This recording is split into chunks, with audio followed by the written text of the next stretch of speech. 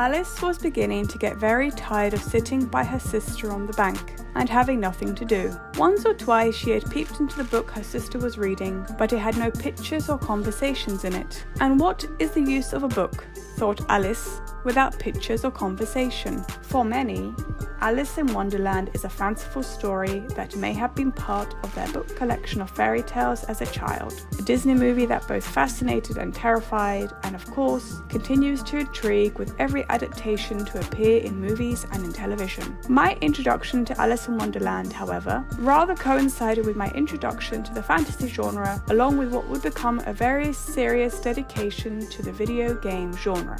And this game was none other than Doreen Kindersley Multimedia's Alice in Wonderland. Meanwhile, Keith Carradine states how it has become academically fashionable to claim that the Alice books are children's books no longer read by children. Indeed, because at their heart, stories depict what it means to be human. Whether it be a fairy tale, a myth, or a legend, there are so many stories with which we grew up with as children, stories that taught us about the world around us. Alice in Wonderland, though, now that is a curious case. Very curious indeed.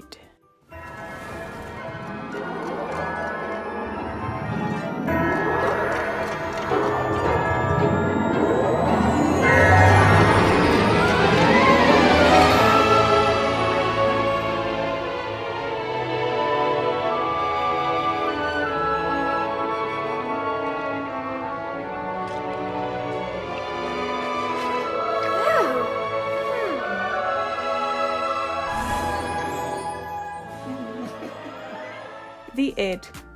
The id is a dangerous force. The id is the instinct-driven, pleasure-seeking part of the mind focused on immediate gratification. The id is a Cheshire cat who likes to make sense by making no sense. He likes to act opposite to the rules of society. He likes you to figure him out. And if you try and force him to conform to your way of thinking, well, all the Cheshire cat has to do is to disappear and reappear when you are least expecting it. After all, the id itself is a primal force within each one of us. Close, always so close to getting out and wreaking havoc on our world that is so rigid with rules, both spoken as well as unspoken. Ta-da, la-da-da-da-da. What does it mean to be human? What does it mean to be a part of the world around you? What does it mean when your innermost desires conflict with the world that is around you? Well, you have that id. You have your desire. You have that instinct which drives your functions as an infant, only to be suddenly drowned out by the ego and the superego as you grow from an infant to a child, and then of course an adult. The id. This is the force that is generally in conflict with what it means to be a man or a woman. It is generally in conflict with what it means to be human, because a lion will hunt a wildebeest, because that is what the lion is inclined to do by instinct.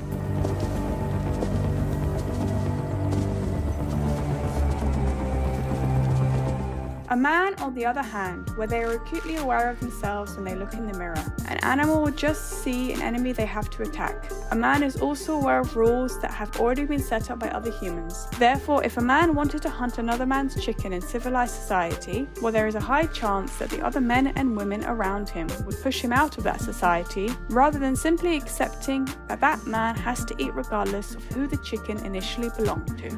Now the Cheshire Cat. He appears in stories more as a plot device rather than a character in of itself. In author speak, you would refer to this as a plot twist. And what better plot twist is there than in Harry Potter and the Philosopher's Stone, when Harry learns that Sirius Black, the man who escaped prison to kill him, is actually the godfather who should have been raising him all along. What could be worse? This, Sirius Black was and remains to this day Harry Potter's godfather. I am certain that many of us have experienced even more examples of plot twists such as those. The Cheshire Cat as a character, though, is ambiguous in nature. Can he be defined as a mentor? Well, when we first come across him in Lewis Carroll's Alice's Adventures in Wonderland, he is described in such a peculiar way that it makes you stop and think. The cat only grinned when it saw Alice. It looked good-natured, she thought. Still, it had very long claws and a great many teeth, so she felt they ought to be treated with respect. A mentor is someone like Merlin, like Morpheus, and like Dumbledore. Then again, given Dumbledore's actions, most times he was the highly respected headmaster of Hogwarts, but there were times where we had to question where his loyalties lay. You've been raising him like a pig for slaughter. Don't tell me now that you've grown to care for the boy. But the Cheshire Cat, as a representation of the id, of Alice's id even, well, it is the perfect representation of the human condition. Why, you ask? Well, because the Cheshire Cat comes to Dreamlight Valley with Alice. And when the Cheshire Cat brings chaos with him as he joins the valley, well, who else do we go to but Alice?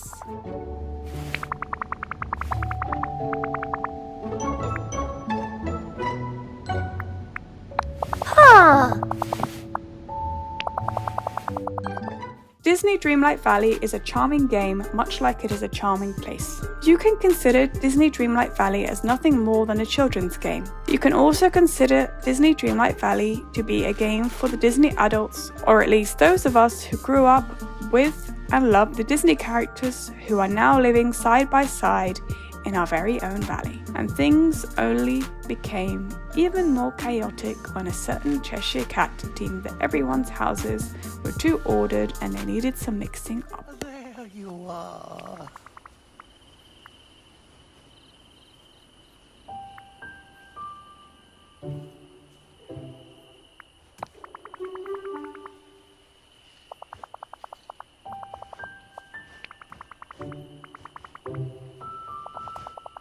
Oh, yes.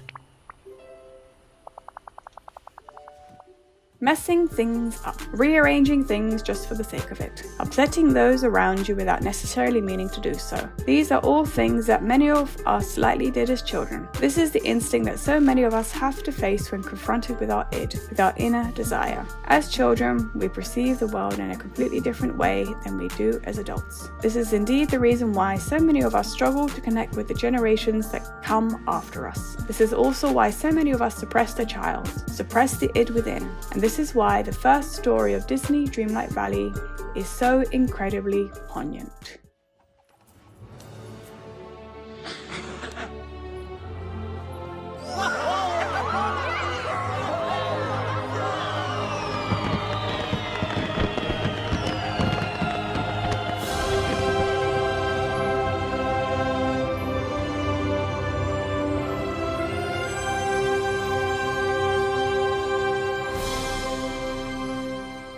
Now, the Cheshire Cat in Disney Dreamlight Valley may be the ultimate representation of the Cheshire Cat as a whole, but what about the movie that popularised the Cheshire Cat in modern culture in the first place? Well, we have to look no further than Disney's Alice in Wonderland. Why, you're a cat. A Cheshire Cat. Oh, la mimsy. Oh, the border goes. Oh, wait. Don't go, please. Very well. Third chorus. Oh, no.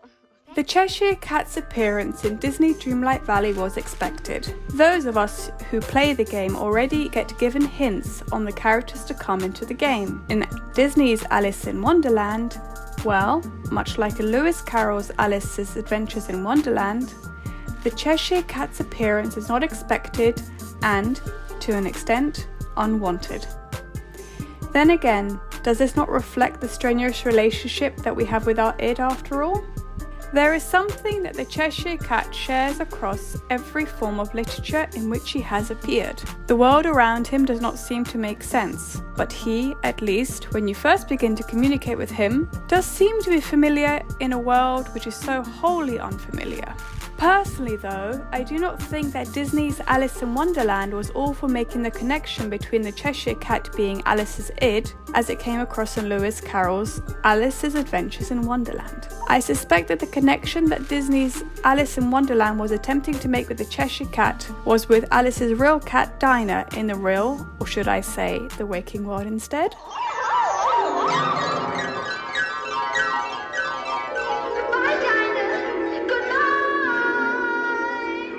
The relationship between the Cheshire Cat and Dinah can reflect the relationship that we can and often do have between ourselves and that of our id. our instincts, and our innermost desires. You see, with the id comes the bane of the superego, and the difficulty of the ego to coordinate between what the id wants and what the superego is demanding of us all.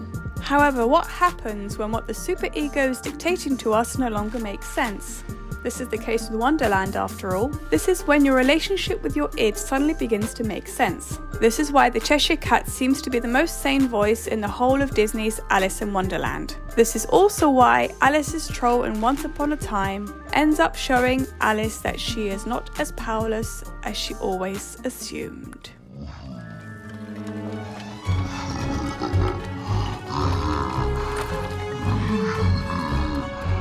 Who are you?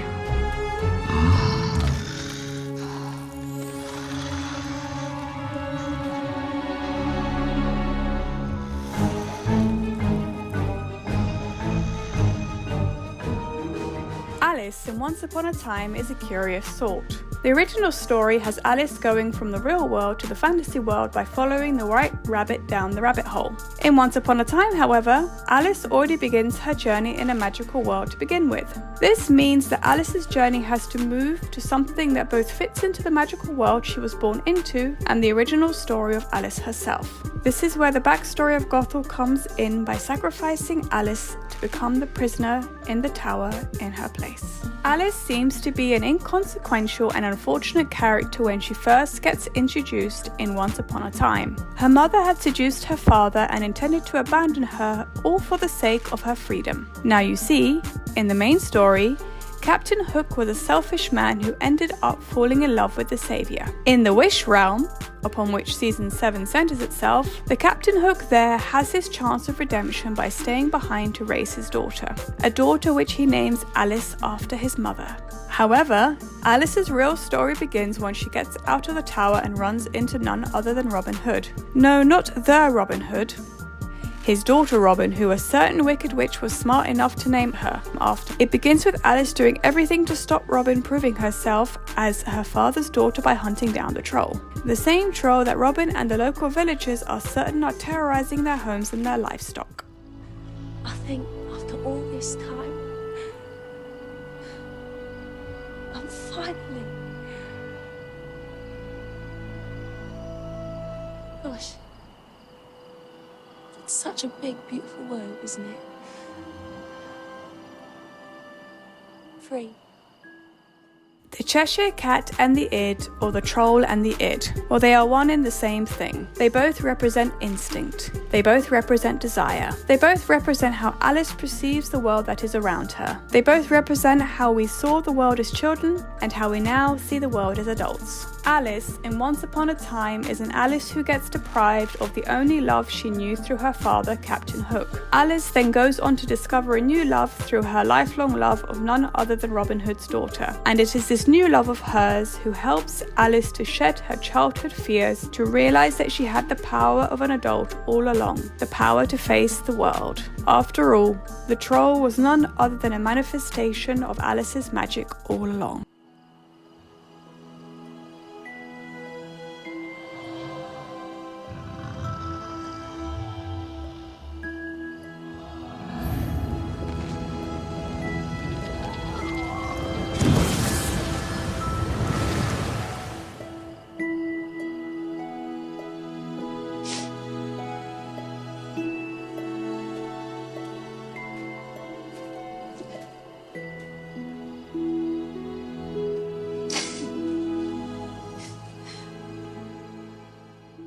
The id. The id is what drives everything from our childhoods to our creativity and to simply living our lives day to day. The id is the Cheshire Cat and the troll. Well, it is clear that they are a threat to the superego, to the society, but are they necessarily a threat to us? After all, animals live by their own ids without expecting any sort of reprisal. And would the ego have an easier job if the id was given a chance to shine, were it not for the demands of the superego?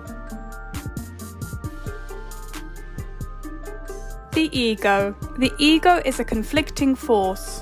The ego is the rational mediator that balances its impulses with real-world constraints. The ego is Alice, who does everything she can to make sense of the world. She does this even when the world around her simply does not make sense. She does this because she is so desperate to fit in with everyone else, even when it does not actually make her happy. And you do not even have to push to see that Alice's wishes are a result of her prim and proper upbringing. After all, the ego is a primal force. The ego is also often viewed as synonymous with being selfish, or at least something negative.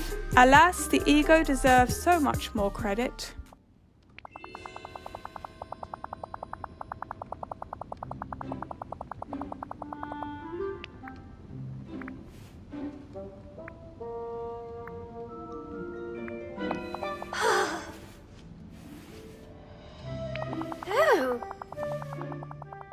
What does it mean to be human? What does it mean when you have to navigate the world around you? Well, you have your ego. You have your inner mediator. You have that mediator that struggles to navigate the inner drive you had as an infant with the increasingly encroaching presence of the superego as you grow from an infant to a child and an adult. The ego. The ego is the force that tries to appease both sides. The ego is the force that has to be continually conscious of its desires against what the superego, what the society as a whole, would deem to be acceptable. The ego is no more apparent than in a school setting surrounded by your peers who end up becoming a far more important influence than your own family.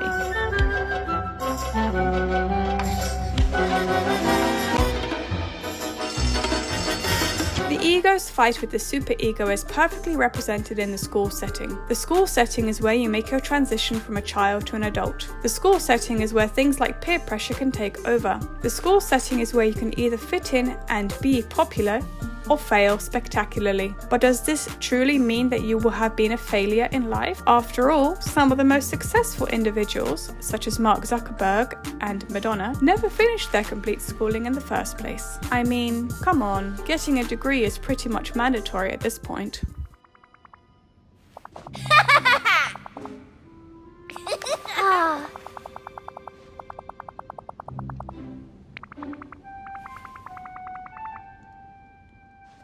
Here, Alice is once again showing her upbringing, her schooling, the way in which she believes that the world at large would expect her to act. This is the beauty of Disney Dreamlight Valley. Their game developers listen to feedback where they can, and then look at the source material. In the case of Alice in Wonderland, they had the Disney movie and the original novel itself. In the movie, we experienced Wonderland through Alice's eyes, but not necessarily came to know who Alice was herself. In the book, Lewis Carroll gave us hints of her upbringing through descriptions such as these. "I'm sure I'm not Ida," she said, "for her hair goes in such long ringlets and mine doesn't go in ringlets at all.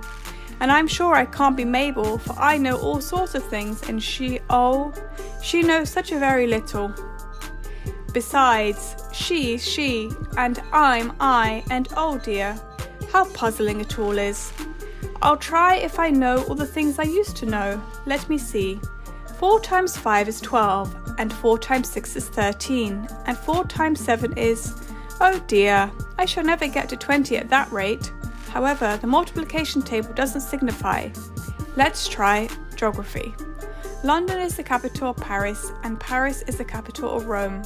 And Rome, no, that's all wrong. I'm certain I must have been changed for Mabel. I'll try and say, how doth the little... glory, and even put a stopper in death.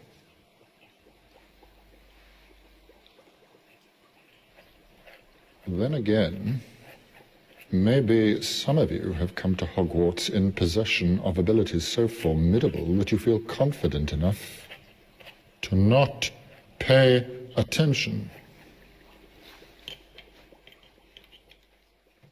We could simply make the connection between Alice and the ego, but then, in a wider context, we could make the connection between school and the ego instead. School is the primary place which teaches our ego to navigate between what we want and what our id wants against what everyone else around us, the superego, is expecting of us. So many associate the ego with being egotistical, with being selfish, with putting your needs first. But then, when masks fall from the ceiling on the plane, are we not specifically told to put our masks on first before assisting others? The ego is not selfish, that is the id's job. The ego is the way we navigate expectations. The ego is our conscious mind trying to appease those who are around us.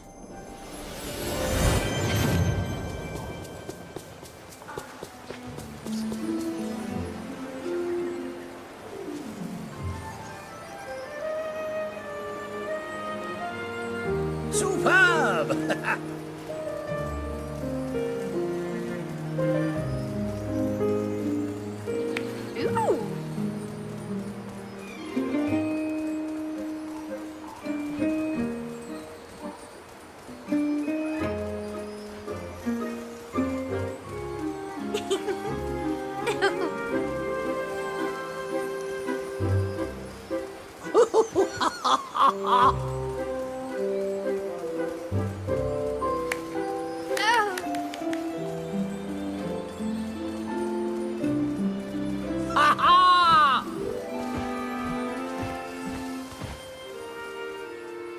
Disney Dreamlight Valley has everything from daily quests to main scenario quests, and then they have the friendship quests. These friendship quests give you not only additional items to add to your catalogue, but they also let you gain a further insight into the characters themselves. This is no different than when it comes to Alice. As Vanellope has self-admitted, Alice is a good kid.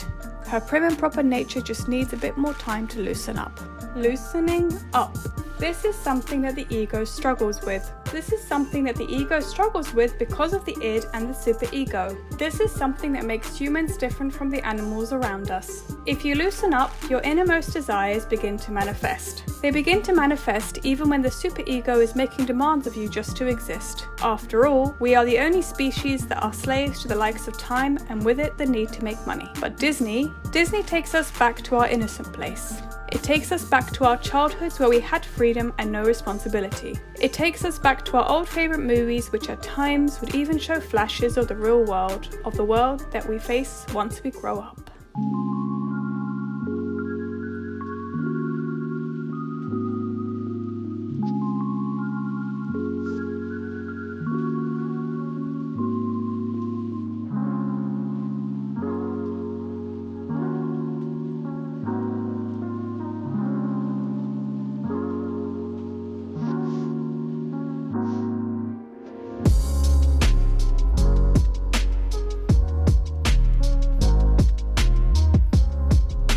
If there is anything that Disney is known for, it is for their tendency for the characters on the screen to break out into song. Goodness, I still remember receiving a CD of Disney songs in my regular magazine as a child and listening to those songs until the CD no longer worked. Sometimes these songs were nonsensical catchy tunes such as Everybody Wants to Be a Cat, to more serious songs such as Let It Go. Very Good Advice fits more with the latter song. Very Good Advice brings home the point about patience, about waiting for what you want being a good thing. Delving into Alice and the world of Wonderland, Alice has generally been represented as a good little girl who just happened to fall into a wild and wacky world that no longer made sense to her. Patience is something that gets drummed into us as children. The id wants instant gratification. The superego demands that we keep building and building towards a larger goal. The ego, though, well, it has to come somewhere in between those two. For example, take the id. Take a girl demanding from her mother that she get the latest iPhone. Then take the ego, who in this case is the mother. The mother tells her daughter that she has to wait until either when she would receive her next birthday present or her Christmas present. And lastly, there is a superego, who is neither the daughter nor the mother. The superego would ignore the wishes of the daughter and frown at how easily the mother gave in to her daughter's wishes. This is where the superego would insist that the daughter would have to do more to earn such an expensive gift. She would have to prove herself, and what better way to do that than through attaining high marks by complying in a school setting. This is why Alice's song about patience and the risks of not being patient hold such weight to it.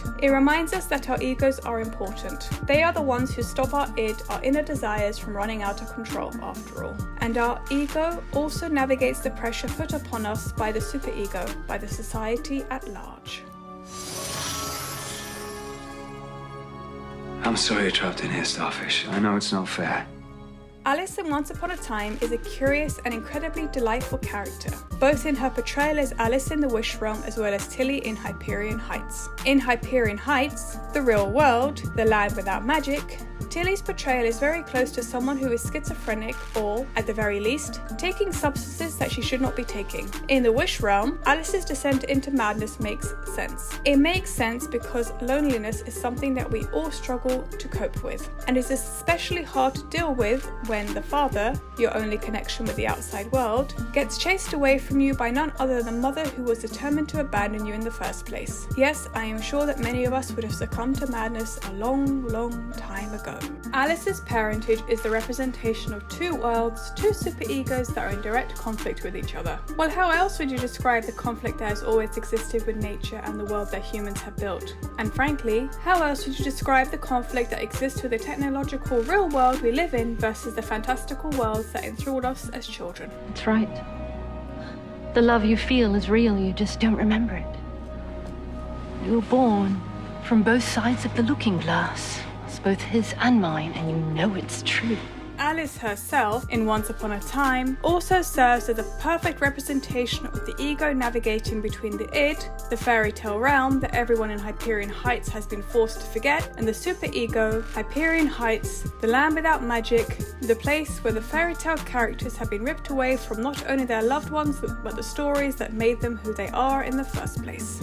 However, this is only Alice's initial function as a character. This is because Alice's character in Once Upon a Time evolves greatly and becomes pivotal to not only the message of Season 7, but the overall message of Once Upon a Time as a whole. And this is represented by none other than navigating the love she received from the human world through her father, and the connection she has to magic through her mother. Alice is the ego navigating between her father and her mother.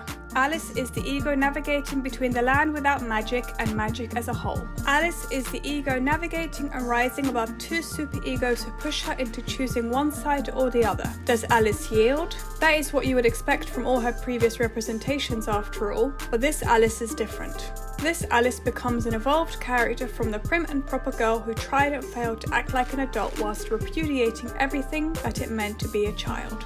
And Alice does this by choosing herself, by choosing love, by choosing none other than the one who would become her wife, Robin Hood. Now, would it not be lovely if we could find such a perfect compromise between what our id wants and what the superego expects of us? You want to ruin me the way the world ruined you. But I'm not like you. I'm not an outcast. I'm not an orphan or a street rat or some crazy girl who's lost her way. You chose hate.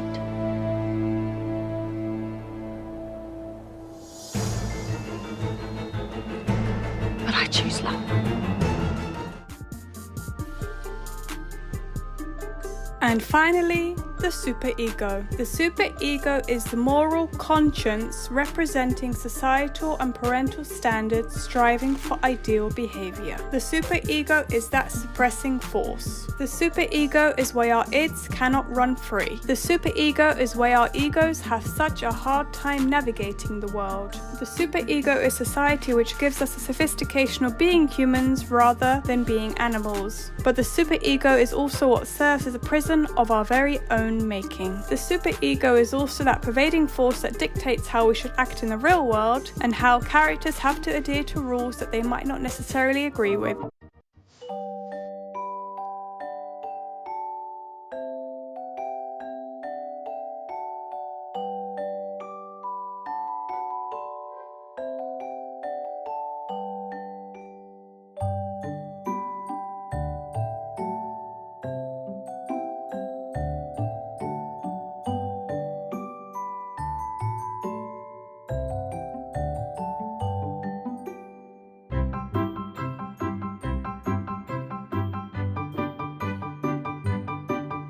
Up until now, we have asked, what does it mean to be human? We have asked, what does it mean when you have to navigate the world around you? But now the real question we should be asking is, why do we have to go out of our way to ponder such questions in the first place? Well, it all comes down to the superego. It has always come down to the superego. It has always come down to the superego since we, as humans, can look in the mirror and identify ourselves as I, and me, rather than it that we have to defend ourselves against. This is the way of the animal kingdom after all. The superego. The superego is what we, as beings conscious of ourselves as individuals, have created. The superego is what we, as conscious beings, have allowed to entrap us. And we have done this all in the efforts of showing that we are more than just animals. Because we can build, we can rule, but we can just as easily destroy what we have created. We may do everything to differentiate ourselves from the animals that are around us.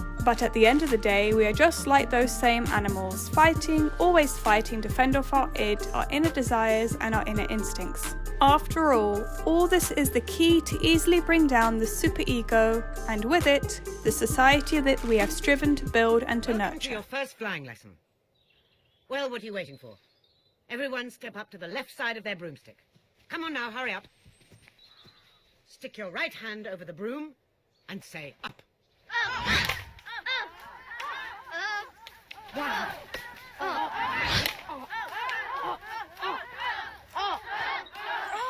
With feeling.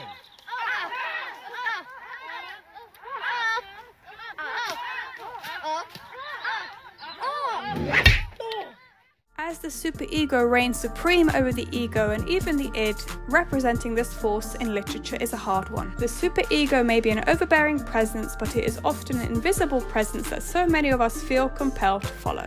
After all, to live in a society is for those within that society to live by predetermined rules. This invisible force can be best seen in two opposing societies: the real world that depends on technology and the fantasy world that depends on the likes of magic. The superego is the pervading force. The superego is the push to use technology. The superego is the desperation to acquire magic. The superego is nature raging to get control back from the world that humans have created. However, whether we live in a technological world or a magical world, we still have to answer to an overall pervading force. We still have to fit in. We have to do this, lest our fellow men and women ostracize us for not fitting in, for not following the rules. Trust me, I've done you a favor. All magic comes with a price. Go on back to your life, and thank your lucky stars you still get something to go back to. My life. It's wretched. Then change it. As a child, I loved fantasy stories growing up. I loved these stories because they seemed so innocent. I loved these stories because they were my escape. For me, the magic in these stories were what I desperately needed to fix my own problems. As an adult, my appreciation for fantasy has changed. I love these stories now because they reflect the real world. I love these stories now because they make me reflect on my own life. I love these stories now because they make me realize things. For me, the magic in these stories show me that we are always beholden to a greater power.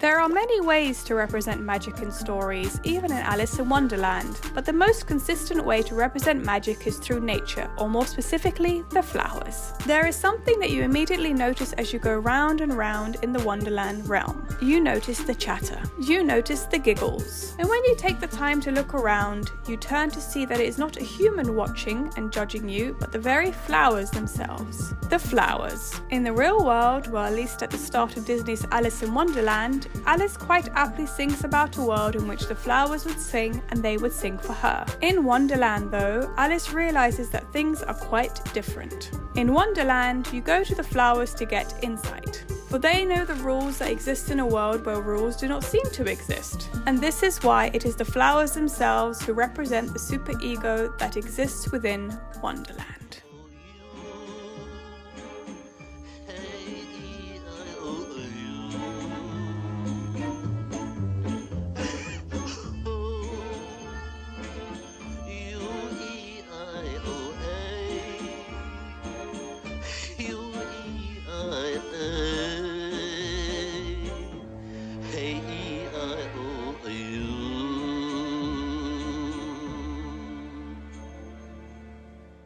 The flowers have a great presence in Wonderland, but they are not the only form now made more human. There is that certain caterpillar after all. "Who are you?" said the caterpillar. This was not an encouraging opening for a conversation. Alice replied rather shyly, I hardly know, sir, just at present. At least I know who I was when I got up this morning.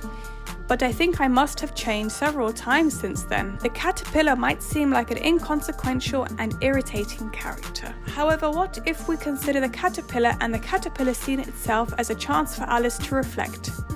For us to reflect on all the events and the quirks we have encountered in Wonderland so far. This is where the original novel comes into play. We get an insight into Alice's view on the world. We get to experience Alice's adventures in Wonderland. Her adventures not only allow Alice to learn the negatives of wanting to grow up too soon, but it allows us, the readers, to do the same. The caterpillar also reflects Wonderland's superego. Why, you may ask? Well, the caterpillar is aloof. The caterpillar expects you to understand him even if he does not understand you. And if you do not go along to get along, he gets mad. To put it bluntly, a weed.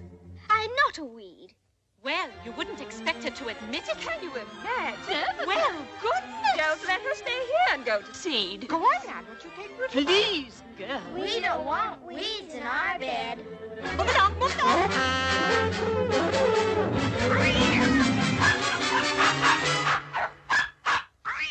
All right, if that's the way you feel about it. If I were my right size, I could pick every one of you if I wanted to. And I guess that'd teach you. The caterpillar scene was the reflection scene. The caterpillar scene was also the same scene leading us to the climax at the end of the movie. However, before the caterpillar came the flower scene. The same flower scene that Disney foreshadowed right at the start of the movie. All the flowers would have very extra special powers.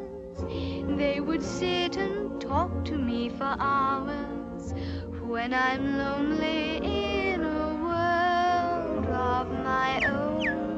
The flowers are, after all welcoming to Alice when she first finds herself amongst them. The matriarch is the one who calls out to Alice. The matriarch is the one who brings together the other flowers to perform for Alice and to have the chance to sing. This is what flowers love to do, after all. This also reflects nature as a whole. Nature, by itself, is beautiful. Nature is beautiful until humans begin to interfere. Nature is beautiful until humans want to change things, to destroy what came before, to be the weed amongst the flowers. This is a reflection of the superego. This is a reflection of what happens when we do not comply. This is why we can find ourselves as outcasts, as the weed amongst a flock of flowers. Did you really think putting on a ball gown made you one of us? What's under that dress? Scales?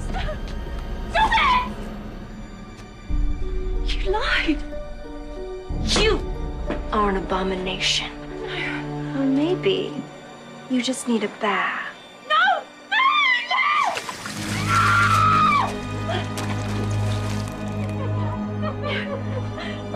Oh, that's a much better look on you, Gothel. Now you can grow your roots in some other land, far away from us, because whatever thing you are, you don't belong in our world.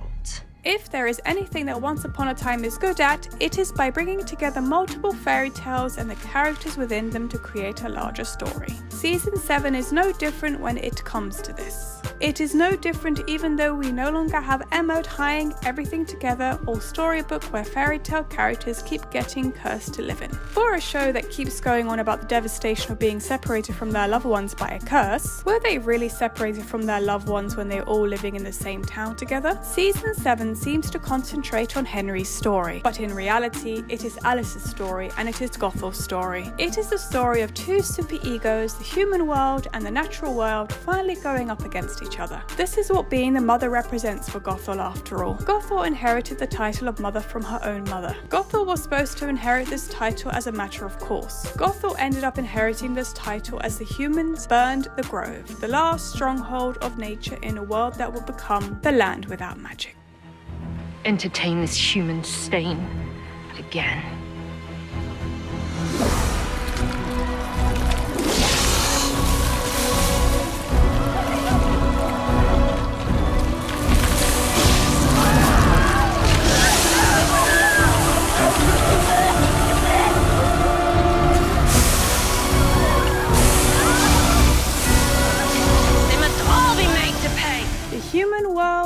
versus the natural world. A world of technology versus a world ruled by magic. Both superegos have their strengths and their weaknesses. Both superegos can just as easily empower you as they can suppress you. Alice's Adventures in Wonderland could be a children's story that is no longer read by children. However, what if this was because Alice's story has become so much more? Wonderland is a strange place. Wonderland seems to be a place where there are no rules. However, when you look into things further, you can see that this is no longer the case, as instead, Wonderland simply juxtaposes the real world. You may ask, how could that be possible? We live in a world of technology, not of magic. Well, both of those are superegos, the ethos by which the majority expect us to adhere to. But the Alice story, well, it perfectly reflects the battle that humanity faces on a daily basis. We all have our Cheshire cats.